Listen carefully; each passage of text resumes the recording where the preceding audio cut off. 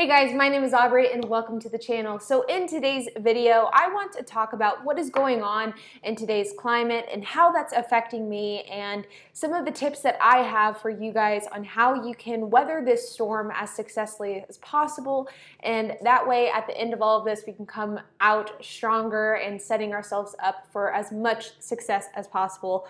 So let's get started. So first, I want to preface by saying that I actually had another video planned for today, and I last minute decided to scrap that idea because my entire goal with this channel is to be as transparent as possible. I really want to provide both entrepreneurs and aspiring entrepreneurs and people wanting to get into business for themselves. I want to provide you guys with a very transparent look into the life of a functioning entrepreneur. I want to provide you guys with a transparent look into all of my business ventures, the ones that are successful and the ones that aren't. I want to provide you with a transparent look into my day-to-day life, whether that's a good day or a bad day. And I think that too many people fall into the trap with social media where everything they show is just a highlight reel and everything they show is just positive and is showing the best snippets of their life. And I think that can become a little bit troublesome because for one, it's not always sustainable, but two, I think it's very unhealthy for people to be viewing that because it only shows the highlights and it makes people, I think, easy to forget that that person probably goes through a lot of struggles. And so I wanted to create this video today to be transparent as possible with you guys about what's going on right now and how that's affecting me in a very real and in many ways, very negative way. So I want to talk about two things today. The first thing is I want to talk about how this is all affecting myself and my businesses and how I am dealing with that. And I also want to talk about kind of what my tips are for you guys on how to weather out this storm. And this advice that I'm giving you guys is the same advice that I'm giving to myself and that I'm implementing myself in my own life. And so let's get started with the Turo aspect first. So as you guys can probably expect, this entire thing is absolutely killing Turo.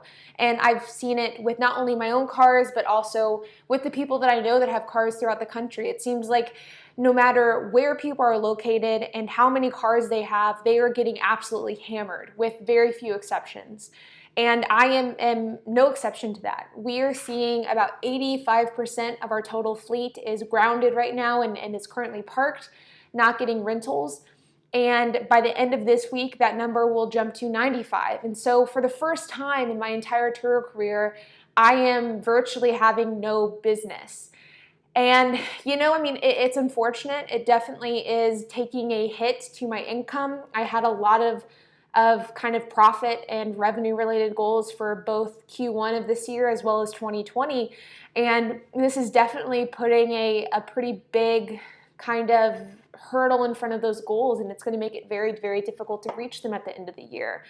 But, the positive is that I am using this time to really catch up on a lot of things that needed to be done to the vehicles. I've created a Google Doc for myself. It's a Google Doc tracking all of the kind of maintenance items with each vehicle. So I'm going to go through and inspect tire tread, inspect brake pads, inspect rotors and calipers. I'm going to be doing a deep clean on all the vehicles, checking fluid levels. So I'm going to put myself in a position to where once this is over with, they're just ready to go and I'm ready to resume business as normal. But it does come to the point, and this is something that I've spoken about quite a lot, and this channel is the importance of being liquid and paying for your cars in cash when it comes to Turo. And I made this comment in the video I'm linking above, the video about the normal guy supercar who bought 8 high-end luxury vehicles. They didn't make money. He financed them all. And my criticism to him was that you should always buy your vehicles in cash. And that comment got a lot of flack. I think actually an unexpected amount of pushback from a number of people. I had a lot of people comment on that video saying that I was wrong. I had a lot of people private message me telling me that I was wrong and saying that. And so I want to kind of clarify that statement here, because I think that what we're going through right now is a perfect reason as to why it is so important to pay for your cars in cash. So one of the comments that I had to that video is, well, what if you're new to Turo and you don't have the money to get your first car in cash, so you finance that car? I think that there are exceptions to the finance rule. I think that sometimes financing a car for Turo does make sense. So I guess for me to say like a blanket statement of saying you should never finance cars for Turo is incorrect. But I think so often that is the correct statement to make. And I think that if you are going to finance a car for Turo, limit it to whatever you can afford to cover with your personal income, excluding Turo. So if you're somebody who makes $100K a year and you're wanting to kind of get into Turo to get your feet wet, so you finance a car and you can afford the payments whether or not the car gets rented on Turo, I think that if that kind of scenario describes you and what you're doing, I think that absolutely you could finance a car for Turo. I think that you could finance probably 1 or 2 cars for Turo. But if you're somebody who has an income of $20,000 a year, you're wanting to get into Turo to have some extra cash, so then you go finance a $20,000 car in order to go onto Turo, I think that that's a bad idea. And I think that it's setting yourself up for failure. If you finance a car on Turo, you need to make sure that you are able to pay for that auto bill regardless of whether or not that car is generating cash on Turo. The second comment that I had to that video was the comment of saying that smart business people use other people's money to make money. Meaning that you shouldn't use your own money to make money, you should use other people's money, like the bank. And I think that that's true when it comes to appreciating assets. Things like real estate or houses or things like that. I think that that statement is very true.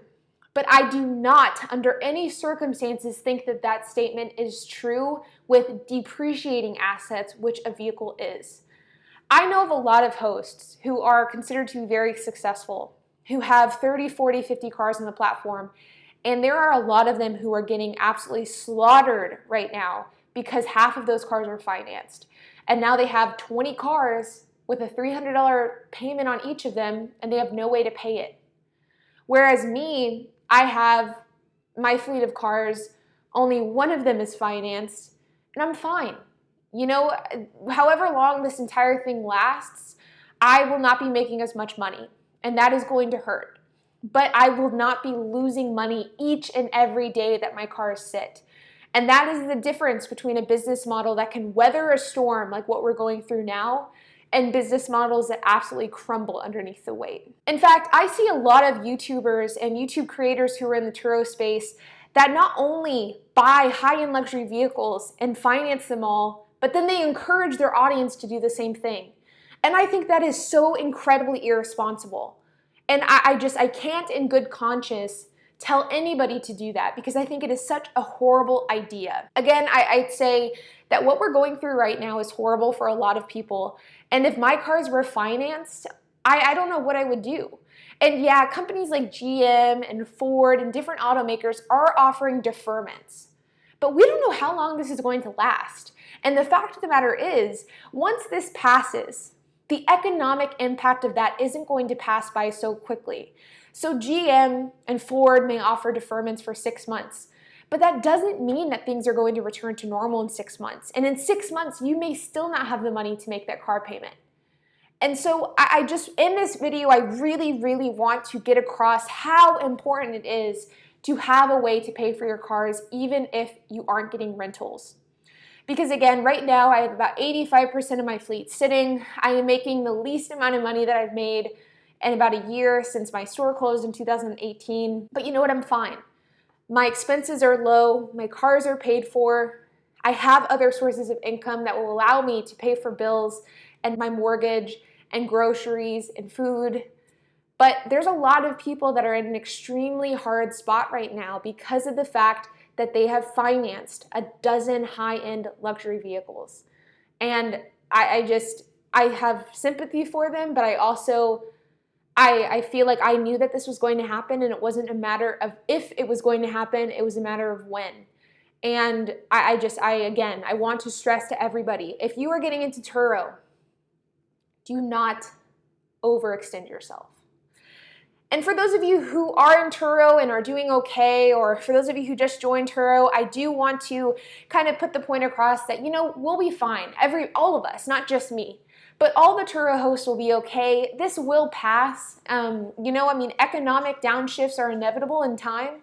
And it's just a matter of weathering out the storm. So if you are somebody who just signed up for Turo, don't be discouraged. Things will get better. Rentals will continue. And so just weather out the storm with me, and in a few weeks or in a few months, things will return to normal. And so just hang in there, okay? So I definitely don't encourage anybody to quit the platform. Just stick it out. Things will get better. I'm really sure of it. The other thing that I want to quickly touch on is the fact that industries all over the board are getting absolutely slaughtered right now. I mean, I am part of the franchising world, I'm part of the marketing world, and everybody is down. So if you have a business, and even if it's not Turo related, and you're seeing kind of a downshift right now, again, I want to stress that this is just a period of negativity. I mean, it's a period of uncertainty, and with that, we will see some decreases in our revenue, we'll see some decreases in our profits, but it's just a matter of weathering out the storm. And so that's kind of my message to all my entrepreneurs out there, that things will get better regardless of your industry. Don't be too upset about the fact that your business may be down right now, because things will get better, they will improve, and things will return back to normal. So the last thing that I want to talk about is what I'm doing to protect myself during this period of uncertainty. Now, we all kind of feel this anxiety around the fact that nobody really knows how long this is going to last. Nobody really knows the long-term ramifications of this. I mean, it's only been a couple of weeks, and me personally, I know a lot of people that have already been significantly affected by this. I mean, for me, my income has been dramatically affected. My boyfriend, for example, works in sales, and his income is going to be dramatically affected. My father works in corporate America and was placed on furlough earlier this week. So it seems like people, regardless of which industry they work in, are being really significantly affected by what is going on. And so it's a matter of kind of doing risk management from here on out. So the first thing that I would recommend that everybody do is reduce your spending. And how you can do that is sign up for some sort of budgeting app. I use Mint, and I really, really love it. But another good one is You Need a Budget, which is a paid program. But there are a number of really great budgeting apps out there, whether free or paid. And I highly recommend that you get one and you start tracking your expenses. If you go through and you use a software like mint.com and you track your expenses and your spending, you will probably find out that you're spending way more than you anticipated on frivolous expenses. And once you start tracking those items, it becomes increasingly easy to cut those expenses out, and it becomes easier to save. That's something that I started doing a couple of months ago, and it's been huge in finding ways where I'm making unnecessary purchases. And identifying those unnecessary purchases is incredibly important in times like what we're going through right now. So that is the first step, to reduce your spending and create a budget for yourself. So the second thing that you should do is, once you have reduced your spending and you started following a budget and you started cutting out those unnecessary expenses, chances are at the end of each month you will actually have some money left over that you can save. And I recommend that you save about 3 to 6 months of expenses in an emergency fund. If you are in an industry that is particularly vulnerable during this period of time, maybe try to save even more, like closer to a year of expenses. This is going to be your safety net in the case that you lose your job, or you get sick, or something happens between now and when things return back to normal. It's incredibly important to have some sort of safety net in place, because you don't want to be put in a position where you lose your job and then the next week you have no way to pay your bills. You want there to be some sort of safety net. And whenever you start saving, it's important to keep that money in an accessible location, like a high interest savings account. Something like Allied Bank, Discover, or Wealthfront would be great options. But there are a number of really good options where you can open up a high interest savings account, put your savings in there, and start accumulating an emergency fund of 3 to 6 months or 8 to 12 months, and then also start earning a little bit of interest on that money as well. The key is to reduce your spending, save your money, and keep your money accessible so that if you need it, you can have it and use it in the case of an emergency. The next step that I would recommend is to really try your best to make money anywhere and everywhere you can. Is keep working, work really hard at your job. I think right now more than ever, it's important to provide value in your workplace. Make yourself known as an integral part of the operations of your day-to-day work life, so that if layoffs start to happen, you're seen as an asset and not as somebody who is dispensable. So start providing value anywhere and everywhere you can in your own workplace to try to solidify yourself as a piece of the puzzle that is required to keep your business operating. And on top of that, I would recommend on maybe taking on some side hustles. With delivery and takeout being so popular in a bunch of restaurants and cities across the country, places like Uber Eats and DoorDash are probably looking for people to come on as drivers and delivery drivers. I would definitely recommend maybe looking into some of those side hustles because it will be a really great way to just find anywhere and everywhere you can make some extra cash in this time of uncertainty. And lastly, I would recommend investing if you can. It's such a cliche thing to say in times where the markets are down and everybody's freaking out, but times like this are the best times to buy in the stock market. But remember that if you buy in the stock market, do not invest more than you can afford to lose, which means do not invest your life savings, do not invest your emergency fund. Invest only what you can afford to lose. And when you invest, be prepared that the stock will probably go down before it goes up. In times like this, it's important to not only invest, but also invest for long-term gains. You're not going to be able to invest and sell in a couple of weeks and make money. Well, maybe in some instances you can, but it's certainly not a method that I would bank on. And it's important to invest your money and then keep it in there and then sell it later on at a much later date for a profit. This is not personal investing advice, but it is what I am personally doing with my extra money that I don't need in my emergency fund and I don't need for day-to-day spending.